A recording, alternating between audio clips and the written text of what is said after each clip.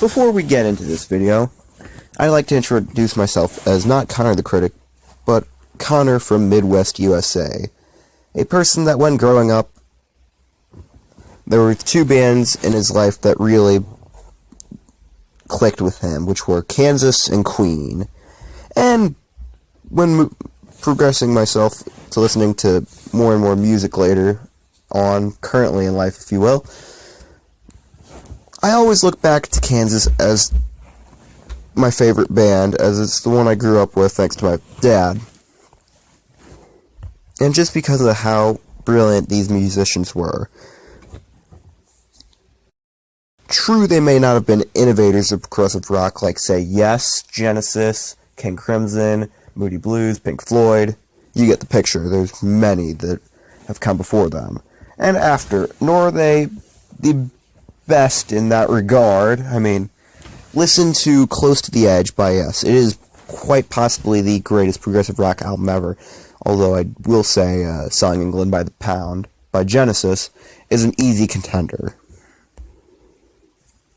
Yeah, you expected The Wall or Dark Side of the Moon. Those are also great. But these guys will always have a place in my heart, which is why I'm ranking all of their studio albums. Emphasis on studio albums, because there's too many live albums and compilation albums, and that'd be a bit unfair, as they only really play the hits. So, let's begin. Number 15, Freaks of Nature.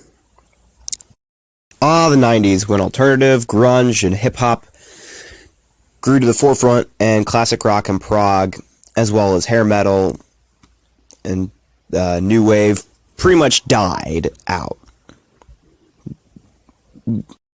Of course, the artists themselves still tried releasing music, whether it be Journey with Trial by Fire, Genesis with Station to Station, Pink Floyd with the Division Bell, Rush with any of their numerous 90s releases, or Yes with pretty much every 90s album. They never did achieve the same success critically or commercially in the eyes of both, well, critics and fans, respectively. And this is especially the case with Freaks of Nature. Prior to this, Kansas had pretty much been screwed over by the record label, MCA, I believe, in regards to the promotion of In the Spirit of Things, which tanked. And ultimately, going into the 90s, they had a very unstable lineup changes, with Steve Morse leaving, Carey and Dave Hope joining for a European tour, only to leave later, until they eventually solidified by making Greg Roberts an official member, and getting a violinist in the form of Dave Ragsdale, who also could play rhythm guitar.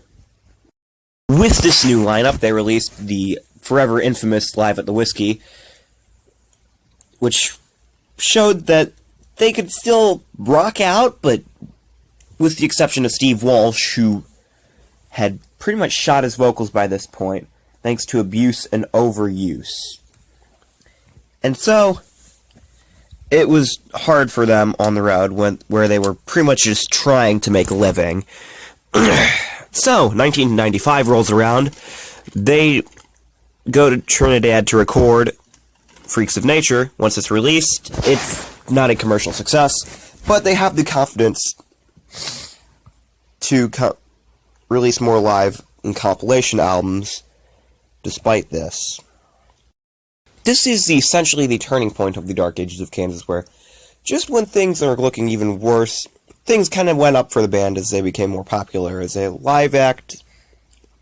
Like I said, they would release later albums, most notably 1998's Always Never the Same, in parts a studio album, but also more in the vein of a live compilation album, which is why it's not on this list, as there's only 3 original songs. So, if this is the turning point for the Dark Ages, why is it this low? Well, for starters, it's in the Dark Ages. The 90s were very bad times. Second of all, it's just a very forgettable album. I probably wouldn't have cared so much if it had been released as a Steve Walsh solo album, because, like, I don't care for his solo stuff as much as I do Kansas. They're my favorite band. I listen to Steve Walsh's solo stuff, which is actually pretty solid. I do recommend Schemer, Dreamer, and Shadow Man of his 3 albums that he's released. They're both great. But this, as a Kansas album, it's forgettable, save for 4 tracks. I Can Fly, which is memorable in that Steve Walsh, his vocals are probably his worst studio vocals by far. Freaks of Nature, which generally is possibly the most prog number on here. Hope Once Again, which very much could have been a radio hit had it not been released in the 90s, and Peaceful and Warm, which might just be the best track off of the album, as it's got a nice feel. The sad thing is, the musicianship is probably a lot, like, the band probably put so much effort into this for it to be such a forgettable album. Not even Carey could save this album with his one lone track, Cold Grey Morning. And this album is just left...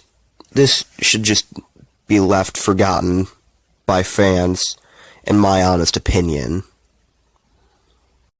It's a miracle that they managed to go on after this, for crying out loud. Number 14, Drastic Measures.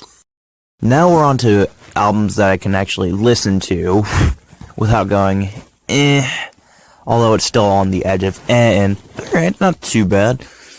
In this case, due to just how left field this is in terms of the sound. If you need a comparison, let's say Invisible Touch or Big Generator. Undoubtedly, the respective bands, Yes and Genesis, had established themselves as pop superstars by this point, somehow anyway. And this was the follow-up, but albeit a very disappointing one that really kind of threw away the little bits of artistic merit that were left. Especially in the case of Invisible Touch. Drastic Measures is that album, although there are 3 tracks that are must-listen-tos, those being the 3 Livgun tracks. Mainstream, an almost satirical look at the music industry and the direction the band had taken. End of the Ages, which has some great musicianship, most notably the keyboard work from Kerry Livgren, and Incident on a Bridge, probably the most evangelical of these songs on the album, which is almost nice, considering the rest of the lyrics are just kind of and that musically it's got some great riffs and even a pretty solid solo. That leaves the 6 Elefante numbers, and to be fair, there are 3 of them that I generally enjoy. Fight Fire with Fire is a nice riff one, if you will. Great recognizable riff. And a live staple, Everybody's My Friend, is interesting in that it's kind of how a celebrity looks at fame for the first time, lyrically, which made it stand out, as well as I kind of like it with the solo. And lastly, Don't Ever Take Your Love Away, which is just pure pop catchiness. The rest of the tracks are a bit uninspired, honestly. While there's some merits for stuff like Get Rich, such as the drumming, or Going Through the Motions, it does feel like a 80s pop rock band going through the motions. Kind of like Loverboy or Toto, I guess. Although I probably shouldn't make that assumption, as I really haven't listened to any of their back catalog, but only their hit singles, which admittedly have a nice bit of catchiness, as well as general replaceability, if you will. And by replaceable, this also kind of goes to the production, which you could have any producer. It'll sound like an 80s album if you put it on.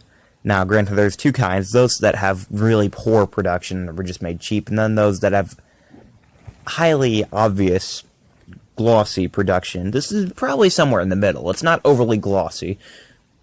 Like, say, Invisible Touch again. Or Hot Space by Queen. Or The Works. As it's not too intrusive with the studio musicians, drum machines, all that sorts. As it's basically just the band plus a few backup vocalists, which they pretty much kind of brought on since Audiovisions. As I said earlier, it does feel like a band going through the motions, but it's still got some great musicianship. Elefante's vocals are even better this time around, astonishing for a up-and-coming singer, whose voice would actually mature even more later in his career on solo albums as well as the Mastodon albums. Must-listens in terms of Christian rock in the contemporary Christian music scene, in my eyes. Then there's the keyboard work, which is probably a mix of Livgren and Elefante. It's really hard to distinguish by this point. It's pretty solid. It fits the music quite well, honestly. And speaking of Livgren, he brings out some of the best solos I've heard from him. They might not be as good as some of the riffs and solos from Kansas Heyday, but it sounds good on an album when it's dominated by keyboards and pop numbers. The section of Williams, E. Hart, and Hope is as strong as ever, although Dave Hope's bass isn't quite as prominent as it was on the first 7 or so albums. And Phil E. Hart's drumming is a bit more simplistic this time around, but still nonetheless has a great feel to it.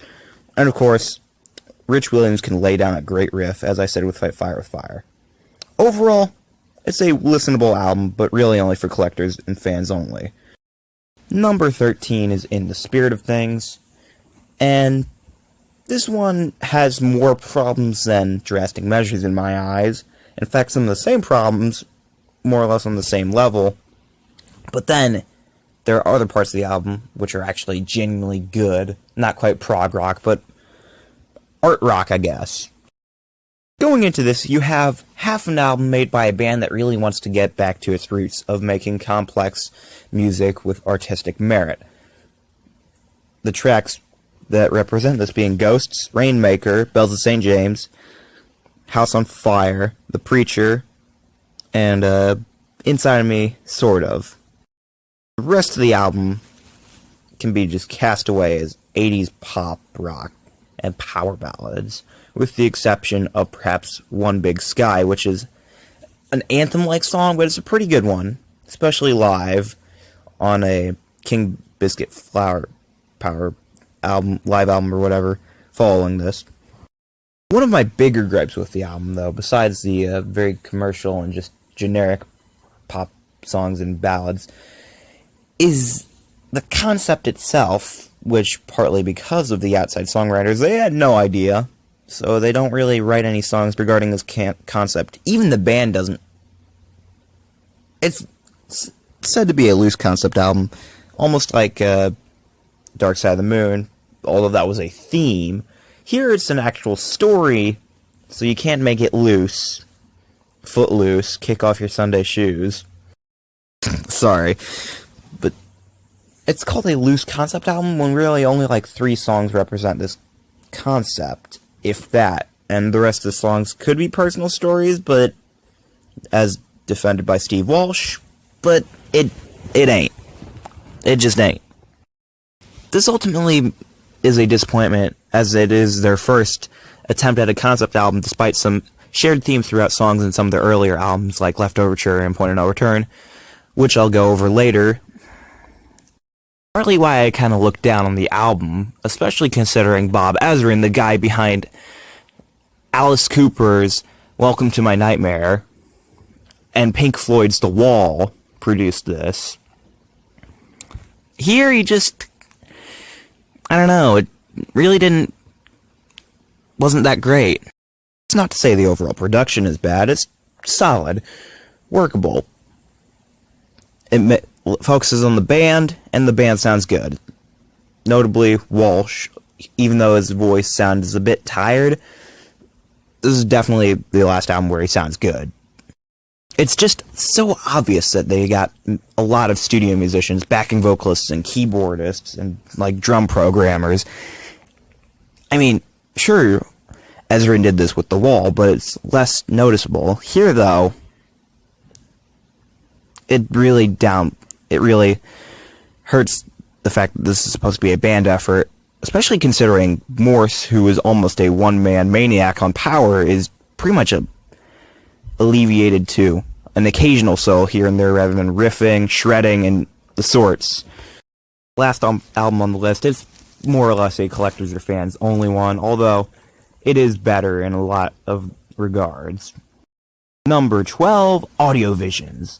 The first 80s Kansas album, and one of three that are generally considered to be the downfall for the band, i.e. Monolith, this one, and Vinyl Confessions. And while I could easily point fingers at which one it is, I'm not going to. The fact of the matter is, it's much more straightforward than the previous albums. Even Monolith, which was a hard rocker with some progressive stuff here and there. This is an album with a lot of riffs and muscle, and that's not really Kansas, despite Carry On Wayward Son being their biggest song and their staple, which kind of has that. Displayed in both songwriters' songs, although the lyrics are much different, with Walsh's being very much appropriate for this type of music, while Livgren's still retain that classical style, although now with more evangelical messages rather than those of searching. Neither of these are a bad thing, although Kansas generally did tend to go towards mysticism, religion, and searching, unlike straightforward love songs and whatnot. And as such, it makes for a jarring sound lyrically. Musically, it's very consistent. The only exceptions being the somber Curtain of Iron and the very energetic and progressive No One Together, two of the better tracks, despite Curtain of Iron's very jarring instrumental to verses in terms of musicality. And other standout tracks include Relentless, Hold On, Loner, and Backdoor. The rest of it being kind of forgettable, but I would say go ahead and buy it if it's cheap, because it is a nice listen, and it is the last album that this lineup ever made, other than the reunion similar to Elsewhere. Number 11, Power. Now, the reason I kind of have this above Audiovisions, I remember every track, and I mean every track. Like, with Audiovisions, there was like one or two that were generally forgettable or just eh. And while there is one here that's kind of eh, Secret Service, it's just pure hard rock riffs and solos, and this essentially Steve Walsh meets Steve Morse, and it's awesome. It's probably got the most unique sound out of the bunch, as it's heavier, not metal per se, and lyrically it certainly ain't that heavy, but musically, Steve Morse brings so much energy to the table that it just makes this a great listen. Both for fans of the band, even if it isn't very progressive, save for the instrumental Musicata, which is more in the lines of a Steve Morse solo album than Kansas per se. Before we dive head on into this, there is some context and history that must be said. By this point in the career, the band is split up. Livgren had decided to leave, and Hope went with him to focus on AD. Elefante kind of didn't really want to do anything with the band, seeing as the only reason he really wanted to join was to sing Carrie's songs, and as such, he decided to leave and produce a lot of albums in the contemporary Christian scene, as well as produce and record his own albums. Left Rich Williams and Phil Ehart, who more or less asserted himself as manager, and as such, he decided to call up Steve Walsh after the release of the compilation Best of Kansas. And Steve, whose band Streets had broken up and was touring as a sideman for Cheap Trick, more likely than not gladly agreed to join up. Phil Ehart also brought on Steve Morse after seeing a concert of his, and Steve Morse was a fan of the band, interestingly enough. This left Billy Greer, the bass player, who happened to have worked with Steve Walsh with Streets, and apparently Steve wasn't impressed enough, more so with his harmony singing, I would imagine, than his bass playing. Not to say Billy's a bad bass player, he's actually really good.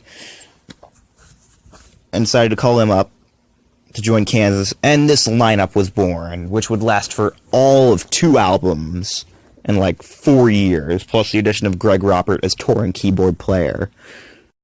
But oh, what glorious years, as this was a sign of a rejuvenated band.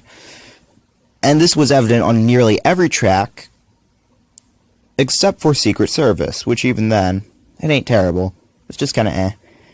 Although, that said, tracks like All I Wanted and Can't Cry Anymore stick out like a sore thumb because of their soft rock balladry, as well as Taking in the View, although that is easily one of Kansas' better acoustic ballads, which they've always been actually really consistent with. The only real downside to this album is it is kind of a one-man show of Steve Morse plus Walsh on vocals, despite some great drumming from Philly Hart and some great harmonies from Billy, and just some good solid rhythms from Rich. It's an easy listen for any fan of hard rock